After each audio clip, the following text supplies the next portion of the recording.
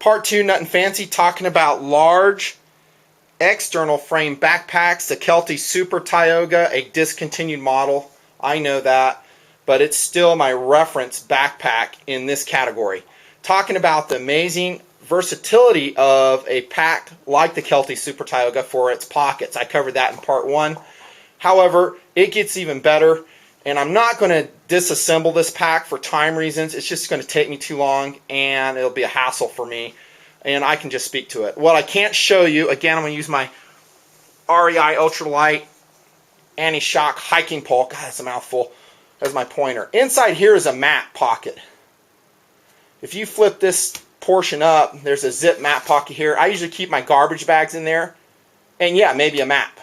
But I'm mostly using my GPS when I'm hiking, and there's several ways to attach it to any backpack. Like I said in my extended stay series of videos, you can put your carry case right on the shoulder strap like I demonstrate here. However, I will say the shoulder straps on the Kelty Super Tioga are a little bit wide, and so what I did is I ran it on that vertical 1-inch strap coming down. Okay, and then I have my Garmin GPS 60CX in there. One method of doing it. Another way, got to make sure this thing doesn't ball over again. Hard to see, let me turn it to the side here, is you could use a pouch like this Exposure 2 from Mountain Smith. This is a camera pouch, but it has a cute, quick detachable, attachable Velcro dealie on it. See that? I'm not going to undo it, but I attach that to my side waist strap. So that's pretty cool. Let's talk a little bit more about suspension, and I'll get back to versatility and features as necessary. And that's actually my next talking point. There's a lot of hype about suspension, mostly from manufacturers. They're going to tell you and talk about it on their web pages and their catalogs that their suspension system blows everybody else's away. I will say most of the major manufacturers, like Kelty, who else would be a good representation of it? Mountain Smith, Gregory. To be honest, it's really hard to find a good frame pack nowadays, big one of this variety, because the internals are so hyped. But getting back to suspension, a lot of them will say, well, ours breathes the best, it's the most comfortable, it does this, it does that. Most of them from major manufacturers are going to be adequate for your needs.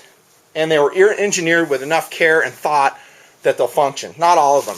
Most of them, like the Super Tioga, will have a width adjustment.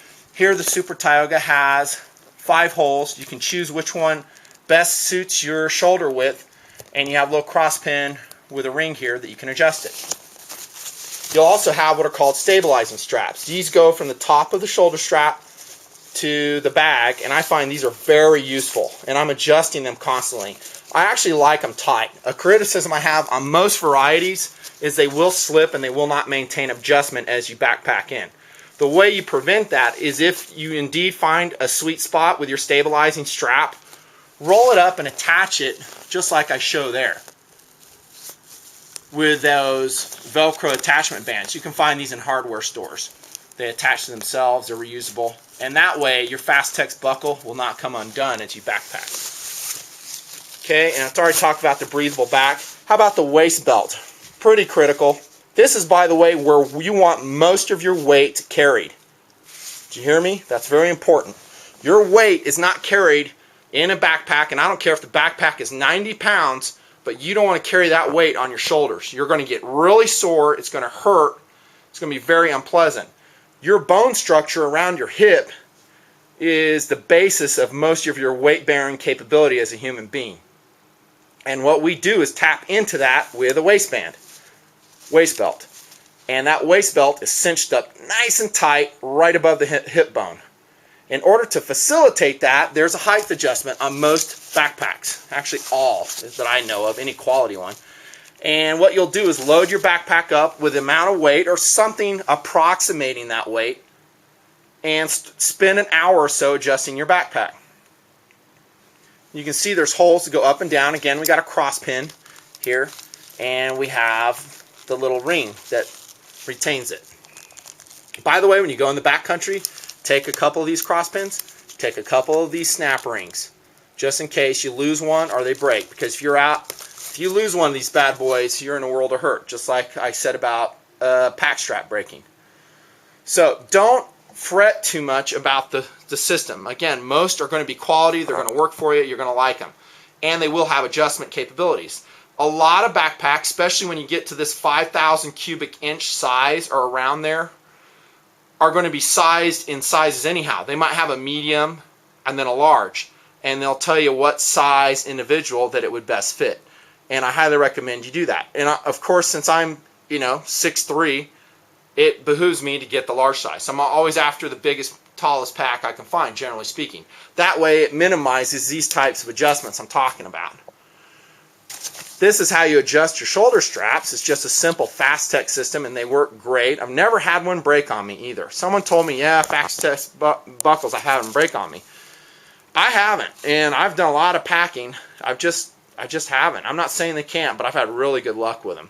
This is your sternum strap. Every backpack these days will have one. This is a critical attachment to your shoulder strap. What it does, it keeps that distance between the shoulder straps consistent, so you find your sweet spot for riding it, and also it prevents them sliding off your shoulders. Sternum strap, very critical. Every backpack will have one of those. If they don't have a sternum strap in this size, keep looking.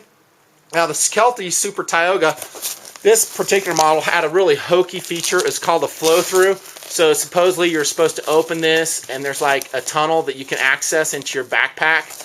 As you can see, when your backpack is packed and it's tight and stretched out the way it will always be when it's packed, you cannot use that. I've never used that. All it does is add extra weight.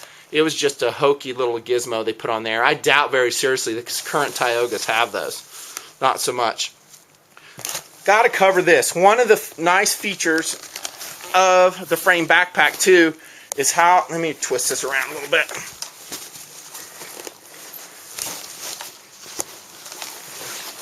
Is this right here, the frame for setting it down. I already told you how a frame pack can stand straight up, but when you're packing 70, 60, 80 pounds, 90 pounds into the backcountry, unless you're a robot, you're going to have to rest a lot.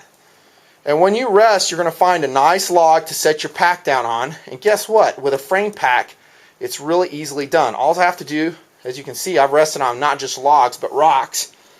And yeah, it gets scratched up, but that's all part of the game when you go backpacking. You rest on it, and it's nice and comfortable. The bottom of your backpack, I don't care if it's a frame pack, external frame pack or internal frame pack, this portion gets a lot of wear. And yeah, I would expect to see my straps that I'm using for strapping purposes get a lot of wear too. Very possible. But I love a frame pack because it's real easy to balance and to take rest breaks with. And it doesn't have a fabric bottom like mid-size or large-size internal frames do. And that fabric bottom, even if it's heavy-duty Codra or Cordura, it's going to take a lot of abuse. And sooner or later, it's going to wear out. Because we're not in our backyard. We're out in the backcountry where it's rocky. It's just rugged. It's a lot of wear and tear on it. By the way, here's the adjustment for the waist belt. Keep your waist belt nice and tight. In fact, as tight as you can keep it. See, this waist belt adjustment goes around the backpack, then it attaches with Fastech. Generally, you won't ever have to mess with that. I've never had this model slip. It just stays tight. The reason it's tight is because it makes it taut on your back pad right here, which will go in the small of your back, right above your butt. And that keeps this pack bag and the frame pushed off your back. By the way, you hear that? Now that's something you may have to deal with an external frame pack, is just squeaking. You might be able to locate it and put some powdered Teflon in there. But generally you're going to be walking kind of like you're on the high seas on a sailing vessel.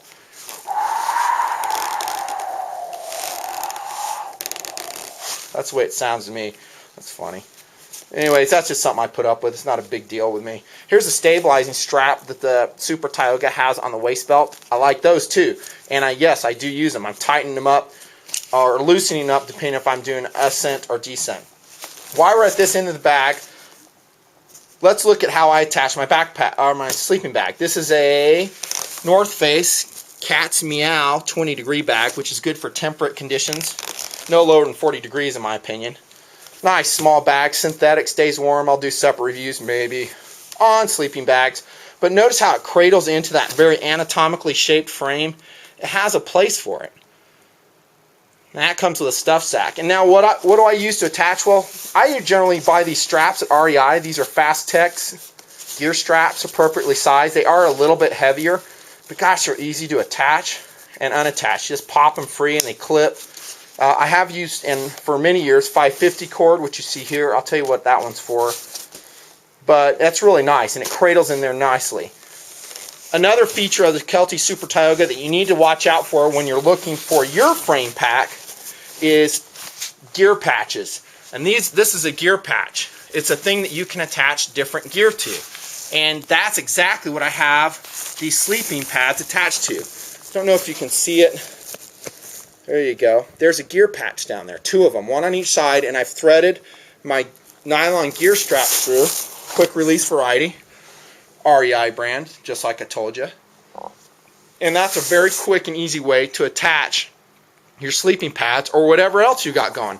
Sometimes when I'm winter packing and I'm not taking a sled, and Allie's coming with me, my black lab, and it's cold, you know, like 10 degrees or colder, yes, I'll even take her bed with me. This thing's really light. It's bulky though. It only weighs about 1.5 pounds. It's Qualifill dog sleeping bag. I know, that's ridiculous, but man, she loves it. Just if that's only on a short trip. If it's a long trip, this thing gets left. But a short trip, yeah, I can strap it to the back using the system I just explained. On the top, the way I attach, and this is again simplified due to the design of an well-designed external frame pack, this is an extended portion of the frame. Let me rotate this around so you have light. It's hard getting everything in. Frame. It's just hard because it's a big pack. I'm doing the best I can, so I hope you guys don't mind a little bit of shifting around. This is the extended portion of the backpack, the frame. Notice how it extends up, and generally speaking, I will attach my tent up here. When you load your backpack, you want the heavy stuff up top, the light stuff down below. Clothing down here, cookware, you know, maybe some food. Your heavy metal stuff up here. It sounds almost counterintuitive, but that's the way a frame pack should be loaded. And I find that helps. And one of my heaviest things is my tent.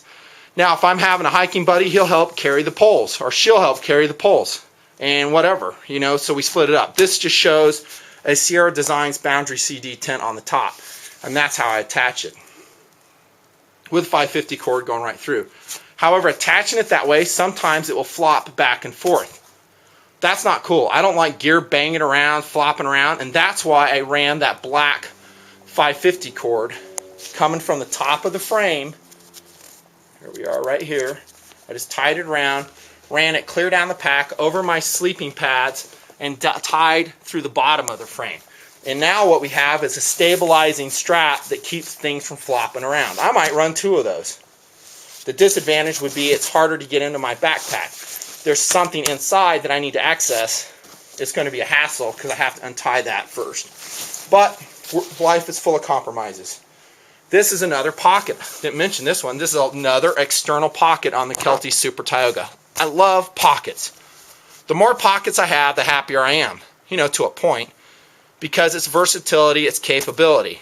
And again, external packs excel generally in that. There's some excellent internal frame designs too. And they have great systems of pockets. But more often than not, I see the internal frames not having a great variety of pockets. Kind of going in line with their mountaineering ancestry, where they think the guy's going to be climbing Mount Everest with an internal frame pack. Therefore, he needs absolutely streamlined exterior. Don't know if I agree with that. Talked about versatility features. I'll cover a little bit more on that as we go. Suspension and comfort. So this is, by the way, is a very comfortable pack. Very comfortable. On a scale of 1 to 10, 10 being outstanding, I rate the Kelty Tioga series as a 10 in comfort. Just outstanding. I kid you not. You can load this pack with 90 pounds, shoulder it, get it cinched up like I talked about, and you'll be saying to yourself, I can't believe I'm carrying 90 pounds. It doesn't feel like I'm carrying 90 pounds. And unless you've done it, you don't know what I'm talking about. You need to have a really quality pack. Now, yeah, it's still heavy, but that's pretty amazing that you can go on a 15-mile, one-way backpacking trip with 90 pounds on your back And yeah, it may take you all day to get back there, but you'll get back there if you're in somewhat of a shape. And Kelty Super Tioga is the type of pack that can do that. And as you've seen from my pictures, you've seen me do it a lot with this very pack you're looking at. Durability and materials, next talking point. This is very heavy duty pack cloth. I'm going to show you a Go Light Continuum backpack. Yes, also discontinued sadly. Hang on a second. It was over here. I'm going to do a separate review on the medium-sized backpacks, but look at the fabric used on this Go Light backpack. See how sheen it is? You can see my fingers through it. It's very lightweight. And that's the goal for this Go Light Continuum. In fact, all of Go Light stuff, they want to make it super light. Hence the name. The disadvantage of it is you will lose durability, in my opinion. And let me show you. I have a cut in this backpack already. Don't even know where it came from. Here it is. See this? Bam, right there. This is very lightweight ripstop nylon that's been polyurethane coated, and now I have a cut on it. Very easy to fix. I can just put duct tape behind it or some clear repair tape for tents, and that's probably how I'm going to repair that. But my point is, this lighter weight fabric does result in a very lightweight pack. However, and technology will change. It's always changing, and it may have already changed. I haven't kept up. But it may be the situation where you're going to trade off lightweight, or you're going to trade durability for lightweight.